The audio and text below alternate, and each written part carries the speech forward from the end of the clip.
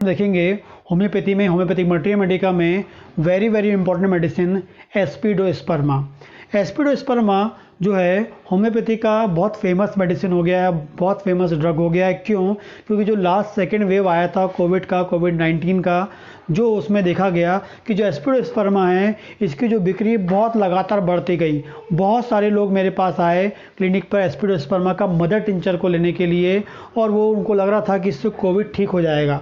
ठीक है, तो उस टाइम ये दवाई बहुत फ्रिक्वेंटली बिक रही थी।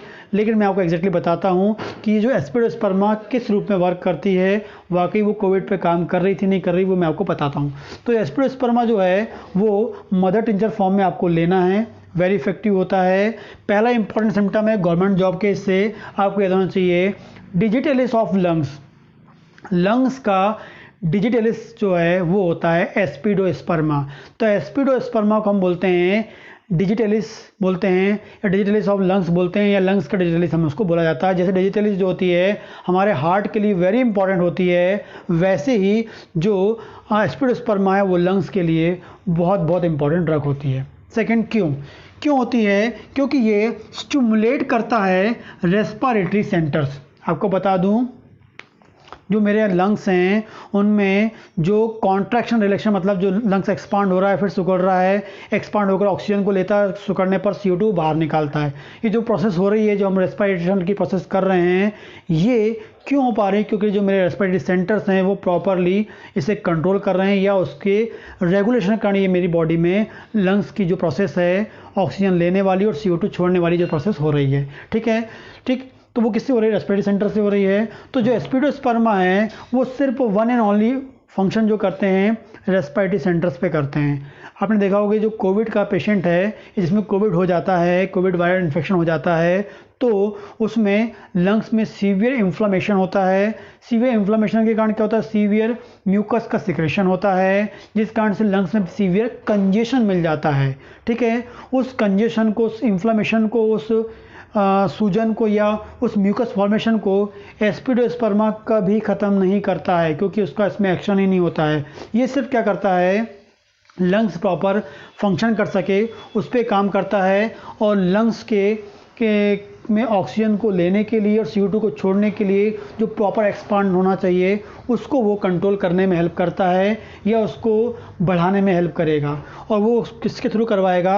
रेस्पिरेटरी के थ्रू करवाएगा, रेस्पिरेटरी सेंटर के थ्रू कराएगा, जो हमारे ब्रेन में प्रेजेंट होते हैं, ब्रेन में काम करता है। ना कि यहाँ पर कि वो इन्फेक्शन ख़त्म कर देगा, इन्फ्लेमेशन ख़त्म कर देगा, म्यूकस ख़त्म कर देगा, बिल्कुल नहीं करता है, क्योंकि ये इस पर काम ही नहीं करता है। ये सिर्फ और सिर्फ रेस्पिरेटरी सेंटर्स को स्टिमुलेट करता है। आगे बात करेंगे, जब रेस्पिरेटरी सेंटर को स्टिमुलेट करता है तो इंक्रीज करता है ऑक्सीडेशन ऑफ ब्लड, मतलब ब्लड में ऑक्सीजन को बढ़ाता है, एंड एक्सक्रीशन करता है कार्बोनिक एसिड का। कार्बोनिक एसिड का क्या करेगा? एक्सक्रीशन करवाएगा, तो स्टिमुलेट करेगा रेस्पिरेटरी सेंटर्स को, एंड उसके करेगा increasing oxidation of blood and excretion carbonic acid. Oxidation of blood करेगा एंड एक्सक्रीशन क्या करेगा? Increasing oxidation of blood and excretion carbonic acid हमको ये मिलेगा। ठीक है, क्यों? स्टिमुलेट होगा कौन सा? आपका रेस्पिरेटरी सेंटर। वो कौन करेगा? एस्पिडोस्पर्मा का मदर टिंचर। आगे बात करेंगे, an effective remedy in many case of asthma. Asthma की कंडीशन में भी क्या होता है? वेरी इफेक्टिव रोल प्ले कर सकता है, क्योंकि अस्थमा की कंडीशन में कोई इन्फ्लेमेशन नहीं हो रहा है, कोई सीवियर म्यूकस फॉर्मेशन नहीं हो रहा है, कोई सीवियर इन्फेक्शन नहीं होता है, वो ठीक है।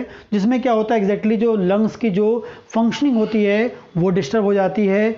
उस कंडीशन में वेरी इफेक्टिव है, क्योंकि जब भी किसी को अस्थमा होगा वहाँ कोई आपको वायरल बैक्टीरियल इन्फेक्शन नहीं मिलता है। ठीक है ना, तो अस्थमा की कंडीशन में ये वेरी इफेक्टिव रोल प्ले कर सकते हैं, क्योंकि ये लंग्स के एक्सपांड होने की और उसके सिकुड़ने की जो प्रोसेस है उसको कंट्रोल करने में, प्रॉपर एक्सपांड होने में, प्रॉपर ऑक्सीजन को बॉडी के अंदर कैरी करने में हेल्प करवाया कौन? एस्पिडोस्पर्मा। आगे बात करेंगे, wants of breath during exertion. एक इंपॉर्टेंट सिम्टम को मिलता है कि कोई भी व्यक्ति थोड़ा सा काम करने पर सांस भरने लगती है, 10 कदम चले सांस भरने लगती है, 10 सीढ़ी चले सांस भरने लगती है।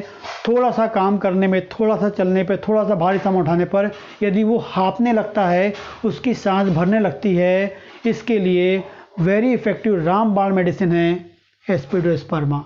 एक सिम्टम पेशेंट बोलेगा सर थोड़ा सा काम करता हूँ सांस भरने लगती है। अब बताइए 20 साल का कोई बच्चा है, वो थोड़ा सा काम करता है सांस भरने लगती है, तो उस कंडीशन में भी आप उससे क्या कर सकते हैं, एस्पिडोस्पर्मा दे सकते हैं। वेरी इफेक्टिव रोल प्ले करता है। थोड़े से काम करने में, थोड़े से भारी सामान उठाने पर, थोड़े से मूवमेंट से उसे क्या मिलता है, वांट ऑफ ब्रीथ, सांस भरने लगती है। आगे बात करेंगे कार्डियक अस्थमा। कार्डियक अस्थमा की कंडीशन में भी क्या होता है, very very important role play करता है। किसी भी टाइप के अस्थमा में तो काम करता ही है, स्पेसिफिक कार्डियक अस्थमा के लिए भी वेरी इंपॉर्टेंट मेडिसिन है एस्पिडोस्पर्मा, जिसका मदर टिंचर आप ले सकते हैं, मदर टिंचर फॉर्म में यूज़ कर सकते हैं, क्लिनिकली आप यूज़ कर सकते हैं। एंड एग्जाम में इसका एक क्वेश्चन आता है डिजिटलिस ऑफ लंग्स, ठीक, जो आपको पता होना चाहिए।